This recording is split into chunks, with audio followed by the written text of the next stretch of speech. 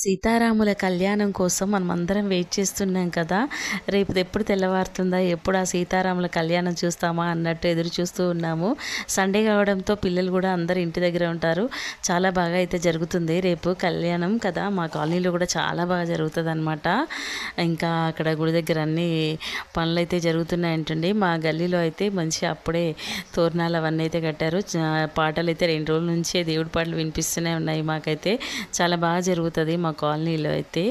నేను మాట్లాడే తీరుని బట్టి చాలామంది అయితే నాకు కామెంట్లో మీరు ఆంధ్రానా అండి, ఇక్కడ హైదరాబాద్లో సెటిల్ అయ్యారా అని అడుగుతూ ఉంటారు. లేదండి, మాదైతే హైదరాబాదే, ఇక్కడే నేను పుట్టింది పెరిగింది పెళ్ళి అంతా ఇక్కడే అనమాట. సికింద్రాబాద్కి మా ఊరు విలేజ్, బట్ అయినా కూడా ఏంటంటే 30 కిలోమీటర్స్ 35 ఉంటుంది అంతే అనమాట. సో మాకు సిటీకి దగ్గరగా కాబట్టి మా మాట స్టైల్ అట్లాగే నా పెళ్ళైన తర్వాత నుంచి కూడా మా చుట్టుపక్కల అందరూ ఎక్కువగా చాలా వరకు ఆంధ్ర వాళ్ళే ఉండేవాళ్ళు అనమాట. అట్లా మాట స్టైల్ అట్లయితే అలవాటు అయిపోయిందనమాట. ఇంకా ఈ మధ్య అయితే కొంచెం తగ్గిందండి. సో ఇంతకుముందు అయితే అట్లనే ఉంటుండే. చాలామంది అయితే అదే అడుగుతుంటారు. ఓకే అండి. ఇంకా మరి ఏంటంటే చిన్నప్పుడు రాముల వారి కళ్యాణం అంటే చిన్నప్పటి రోజులు గుర్తుకొస్తాయి. మాకు అలియాబాద్ అని మాకు విలేజ్కి దగ్గరలో ఉంటుండే అనమాట. అక్కడ పెద్దగా రామాలయం ఉండేది, చాలా పెద్దగా ఉంటుండే. అక్కడ పంతులు జాతకం చెప్తే అయితే అండి ఎంత కరెక్ట్గా అవుతుందంటే అంత కరెక్ట్ అవుతుంది అనమాట. అక్కడ జాతర జరిగేది 3 రోజులు. మా చిన్నప్పుడు కంపల్సరిగా ఆ జాతరకి వెళ్ళే వాళ్ళము. మంచిగా పావులు తెచ్చుకోవటము, అసలు జాతర వెళ్ళకపోతే ఇంక మా నాన్నతో మేము అడిగి మరీ ఖచ్చితంగా వెళ్ళే వాళ్ళం అనమాట. ఆ 3 రోజులు కూడా స్కూల్ హాలిడే ఉంటుండే మాకు. ఎంత బాగా జరిగేదంటే రాములవారి కళ్యాణము జాతర అంత బాగా జరిగేదనమాట.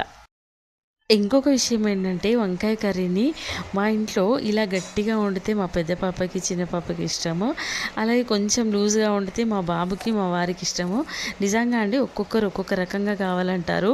సో అందుకని చెప్పేసి ఒక్కసారి ఏమో కొంచెం లూజ్గా గ్రేవీగా చేస్తాను. ఇంకా ఈ రోజైతే మా పెద్ద పాపకి ఇష్టం అన్నట్టుగా ఇలా చేశాను అనమాట. ఈ కూర అయితే మా వారికి అయితే అస్సలు నచ్చదు. ఆయనకి లూజ్గా ఉండాలి, స్పైసీగా ఉండాలన్నమాట. మా బాబు కూడా కొంచెం పర్లేదు తినేస్తారు.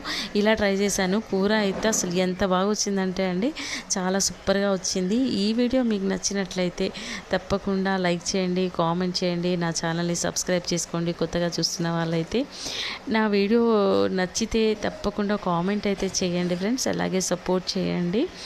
ఉంటాను మరి. వంకాయ కర్రీ స్ట్రెచ్చర్ ఎలా ఉందో చూసారు కదా, ఒక లైక్ అయితే ఇచ్చుకోండి మరి. బాయ్ అండి అందరికీ. Good night.